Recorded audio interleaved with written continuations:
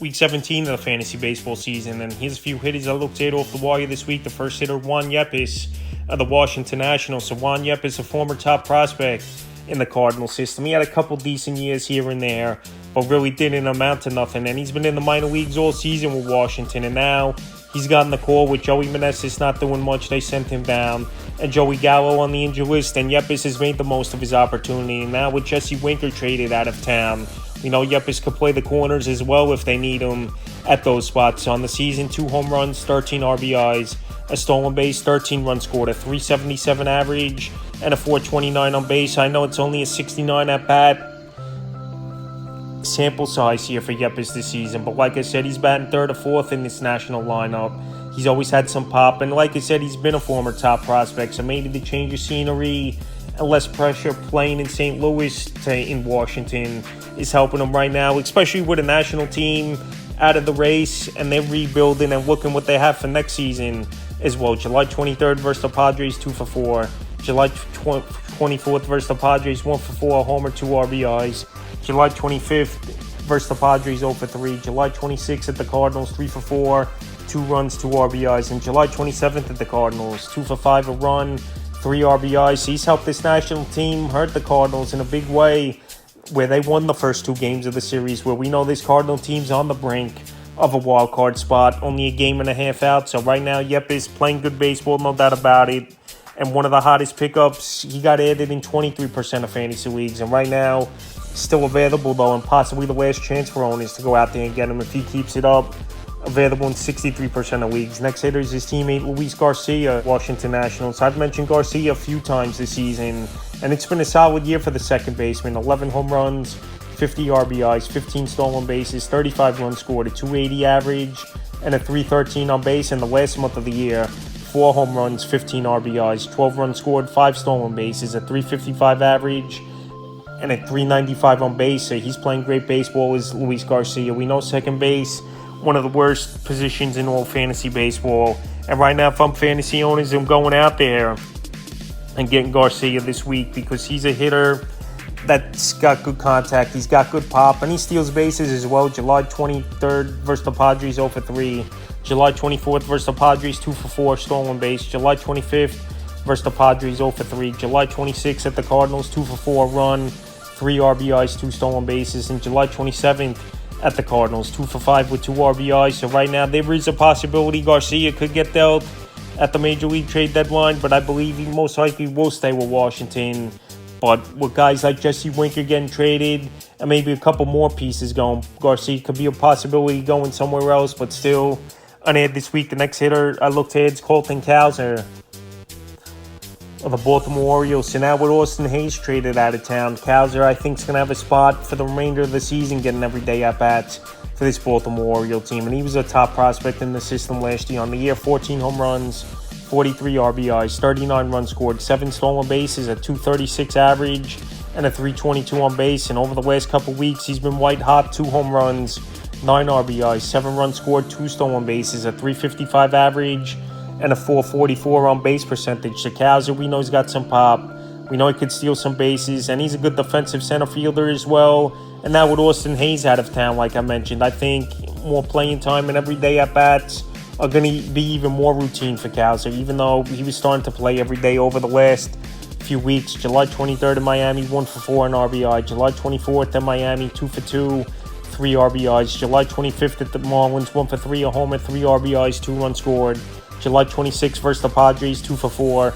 And July 27th versus the Padres, 1 for 4 with 2 runs scored. So this Oriole team, they've come out of the gate slow after the All-Star break. But Cowser has been the only bright spot. So right now, while he's playing good baseball, and one of the hottest pickups over the last week here, he's available in 59% of fantasy leagues and possibly the last chance for owners to go out there and get him. The next hitter is Xavier Edwards of the Miami Marlins. I mentioned Edwards last week as an ad off the waiver wire, and they cut Tim Anderson loose in the beginning of the month, and now Edwards has been up and playing good baseball, and obviously it's a youth movement for this Miami Marlins team. They traded Jazz Chisholm away. Tanner Scott most likely is going to be next, and Edwards is going to get those everyday at-bats. A small sample size so far this season, no home runs, 8 RBIs, 8 stolen bases, 12 runs scored, 83 at-bats, a whopping 349 average, and a 434 on base. So we know this Marlin team needs some hitting, and Edwards, he does it all right now. Steals bases, has the batting average, has the on-base percentage, good defensively.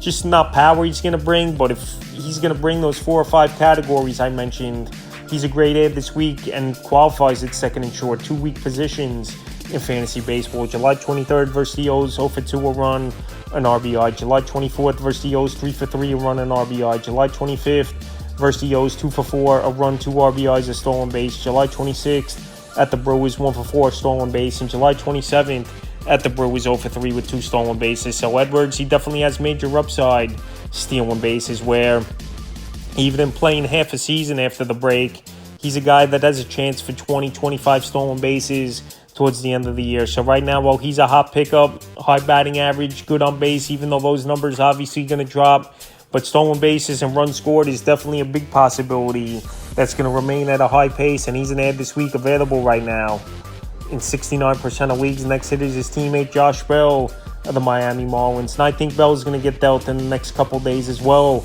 before the Major League trade deadline to a contender. So on the season, 14 home runs, 49 RBIs, 38 runs scored, a 239 average, and a 303 on base. Bell, he was never really a high batting average guy, but always 20, 25 home runs, 75, 80 RBI type of player. And if he gets traded to a contender that needs some first base DH help, I think his numbers will go up even more with more protection in the lineup. So like I said, this Marlin team, they're going to trade a lot of veterans, and Bell's going to be one of them. Since after the All-Star break the last couple weeks, 5 home runs, 10 RBIs, 6 runs scored, a 316 average, and a 409 on base. At the switch hitting, Bell showing major pop, and he's got 4 home runs in the last 4 games and 5 home runs in the last 6 games. July 22nd versus the Mets, 1 for 3, a homer, 2 RBIs. July 23rd versus the O's, 2 for 4, a run. July 24th versus the O's, 2 for 3, a homer, an RBI, a run scored. July 25th versus the O's, 2 for 5, a homer, 2 RBIs. July 26th at the Brewers, 2 for 5, a homer in that one, an RBI, run scored. And July 27th at the Brewers, 2 for 4, homer, 3 RBIs, a run scored. So this Marlin team, believe it or not, they've played better since after the All-Star break. Of course, when they're going to trade players off, but maybe the value of Josh Bell will go up a little bit, their prospect in the year. But like I said, if he goes to a contender, I believe the numbers are going to go up more. And right now, while he's playing good baseball and available still in 72% of fantasy leagues, he's a nice ad this week. Next hitter, Jason Dominguez of the New York Yankees. I mentioned Dominguez on the prospect video, where he's going to come up and get a chance. And this Yankee team, they need some offense. Besides Judge and Soto, no one hasn't done much, but obviously the reinforcements are coming. They traded for Jazz Chisholm. Giancarlo Stanton, he's possibly going to return Monday or Tuesday in the next day or 2. And now Dominguez, he's on rehab assignment, coming back quicker than expected from the strained oblique. So Dominguez last season, he came up, and in 31 at-bats, he took the league by storm before he went down, where he needed Tommy John surgery. 4 home runs, 7 RBIs, 6 runs scored, a stolen base, a 258 average, and a 303 on base. So this Yankee team, like I said, instead of having 2 hitters, now all of a sudden, with the reinforcements and Dominguez, who's got big power and the number 1 prospect in this New York Yankees system, I believe he'll be down there a week or 2, and then we'll see him back in the major leagues and making his season debut, where the Yankees had so much hitting going for them, where there was no spot for Dominguez. But now I believe even with Chisholm in town, there's going to be a spot for Jason Dominguez. Either maybe they move him to a different position, or they just have him in the corner outfield. So right now with Dominguez, we saw the upside last season, number 1 prospect in the Yankee system, and they need some hitting, is New York. So right now, while he's out there in 75% of fantasy leagues, he's a big ad this week. The next hitter I looked at off the wire is Michael Toglia of the Colorado Rockies. I mentioned Toglia a couple weeks ago, where he was on a home run tear, coming off a 3 home run game at the New York Mets before the All-Star break, that final game. And on the season for Toglia, in only 205 at-bats, 17 home runs, 38 RBIs, 32 runs scored, 4 stolen bases, 210 average, and a 276 on base. Toglia, the prototypical power hitter, going to strike out a whole lot. Not a good batting average, but a good on-base percentage. And over the last month of the season, he's been tearing it up. 9 home runs, 16 RBIs, 14 runs scored, 3 stolen bases, a 236 average, and a 320 on base. So if you need some pop and a guy with good versatility, Toglia qualifies at first and outfield. July 22nd versus Boston, 1 for 5, an RBI, a stolen base. July 23rd versus Boston, 1 for 3. July 24th versus Boston, 3 for 5, 2 runs, 2 RBIs. July 26th at the Giants, 1 for 3, a run. And July 27th in a doubleheader at the Giants, 1 for 6, a homer and RBI. So like I said, Togwey is going to bring power, first base and outfield eligibility. And right now, if you need that pop, especially a player playing at Coors Field and getting an everyday chance after he was a part-time player in the beginning of the season, he's a good pickup this week, available in 70% of fantasy leagues. Next hitter, Shane Langoliers. The Oakland Athletics are Shane Langoliers. I know he strikes out a whole lot. I know he's not a batting average guy, but still, to get 20 home runs on the season from a catcher is very impressive. Available in 61% of leagues on the year, 20 home runs, 56 RBIs, 39 runs scored, 4 stolen bases, a .213 average, and a .272 on base. And over the last month, he's bumped that average up. 6 home runs, 17 RBIs, 14 runs scored, 2 stolen bases, a .267 average, and a .333 on base. So Langoliers, I think he's more of a points league type of hitter than a categories or even a roto type of hitter, where he's going to just have power, and those points are going to rack up from those power numbers. July 22nd versus Houston, 0 for 4. July 23rd versus Houston, 1 for 4, a homer and RBI. July 25th at the Angels, 1 for 4. July 26th at the Angels, 1 for 2, 2 runs scored.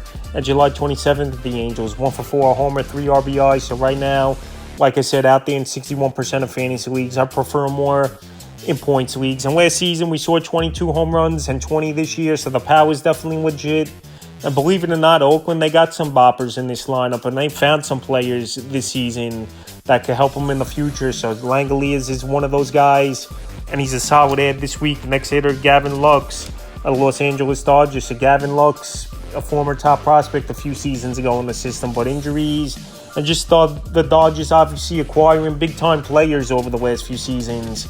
The opportunities haven't been there on the season. Numbers aren't great, though. 5 home runs, 30 RBIs, 4 stolen bases, 33 runs scored, but the last couple weeks been hot after the All-Star break. 2 home runs, 6 RBIs, a stolen base, 5 runs scored, a .414 average, and a .469 on base. So we know Mookie Betts, he's hurt. He's been out a while. We don't know for sure his return. We know Miguel Rojas, he's been hurt. They signed Nick Ahmed. But Gavin Lux getting an opportunity, and he's making the most of it now. Available in 81% of leagues. July 24th versus the Giants, 0 for 1. July 25th versus the Giants, 2 for 3, 2 runs scored. July 26th at Houston, 2 for 3. And July 27th at Houston, 1 for 3 with an RBI. So I know the numbers haven't been great all season. I know last year he was out for the year with injury, is Gavin Lux. But this season right now, the last few weeks after the All-Star break, he's been getting going, and he's been getting chances, like I said, with the injuries in the Dodger infield. So right now, if you want to take a chance at Lux, and he has some versatility qualifying in second and outfield, he's an ad this week. In the final play I looked at off the wall is Victor Robles of the Seattle Mariners, a former top prospect, and he was a Washington National for many seasons, but they finally gave up on him and cut him loose early in the year. Now with Seattle, he's turned things around. 2 home runs, 7 RBIs on the year, 9 runs scored, 12 stolen bases, a .302 average, a .396 on base percentage. So right now he's getting an opportunity. We know Julio Rodriguez, he's been out over the last couple weeks. They traded for Randy Arozarena, but Robles, he's been a nice piece for this Seattle Mariners team. And we know defense has always been his number one trait and never much of a hitter. But this season, he's turned things around hitting the baseball. He's lowered the strikeout rate a little bit, more of a compact swing, and he's using his speed. And over the last month, he's white hot. 2 home runs, 4 RBIs, 7 stolen bases, 5 runs scored, a .395 average, and a .469 on base in 43 at-bats. The stolen bases and runs scored is which Robles' specialty. And what he's going to give owners: July 22nd versus the Angels, 2 for 4. July 23rd versus the Angels, 0 for 3. July 24th versus the Angels, 1 for 4.